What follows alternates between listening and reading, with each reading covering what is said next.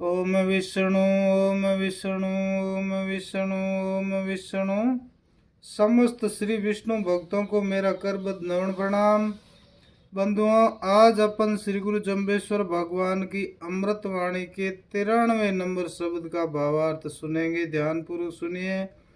बहुत ही बढ़िया शब्द है, बहुत ही सुंदर शब्द है। एक समय जोधपुर नरेश राव मालदेव अपने पुरोहित मूल्य को साथ लेकर श्री जम्बेश्वर जी के पास में आया। उस समय श्री जम्बदेव जी जम्ब सरोवर की खुदवाई करवा रहे थे। मालदेव जम्ब सरोवर की तरफ ही जा रहा था कि उन्हें अकस्मात ही लोहावट के जंगल में दर्शन दिया। गुरु महाराज ने दर्शन दिया। वहीं पर एक खेजड़ी के नीचे बैठकर वार्तालाप की थी, जहां पर आज साथरी बनी हुई है, बहुत ही प्रसिद्ध है। एक पैर का चिन्ह भी वहां अंकित है पत्थर पर। मालदेव जी किसी व्यक्ति के द्वारा महिमा को सुना था, किंतु प्रत्यक्ष देखने की इच्छा से वहां पर आया था। मालदेव के अंदर कुछ तो प्रेम था तथा कुछ दबाव भी बनाना चाहता था।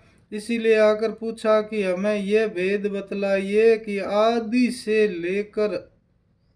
आदि से पहले कौन था, जिसको वेद शास्त्र भी नहीं जानते हैं। उस आदि पुरुष के बारे में तथा आदि उत्पत्ति के बारे में हमें बतलाइए। तब श्री गुरुदेव जम्बेश्वर जी ने ये शब्द सुनाया। ओम आद शब्द अनाहद वाणी चवदे भवन रहा छल पाणी जी पाणी से इंड उपना उपना ब्रह्मा इंद्र मुरारी। इस प्रकार गुरु महाराज ने एक छोटा सा शब्द सुनाया कि जब सृष्टि का प्रलय हो जाता है तो एक ब्रह्म परमात्मा ओम शब्द के रूप में रहते हैं।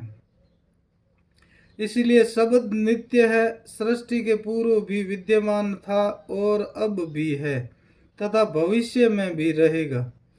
इस ओम शब्द से ही सृष्टि की रचना होती है तथा ओम शब्द की ध्वनि अनहद नाद है, जो बिना किसी संयोग से ही उत्पन्न होती है, जिसकी योगी लोग ओम शब्द से उच्चारण करते हैं तथा ध्यानावस्था में बिना श्रवण के ही सुनते हैं। ऐसी ओम शब्द की अनाहत ध्वनि है। यह जो दिखाई देने वाली सृष्टि उस समय नहीं थी। शब्द, स्पर्श, रूप, रस, गंध, इन पंच तन्मात्राओं के से आकाश, वायु, तेज, जल, धरणी की उत्पत्ति होती है। आकाश, वायु, तेज, जल, धरणी की उत्पत्ति कैसे होती है? शब्द, स्पर्श, रूप, गंध, रस, गंध, इन पंच तन मात्राओं से आकाश, वायु, तेज, जल, धरणी की उत्पत्ति होती है। इन पंच भूतों की उत्पत्ति हो जाने से धरती के 14 भवनों का निर्माण होता है तथा उस समय कोई जीव जंतु तो थे नहीं, केवल धरती ऊपर जल ही जल भरा हुआ था। उसी जल से एक अंडे के रूप में हिरण्यगर्भ की उत्पत्ति होती है।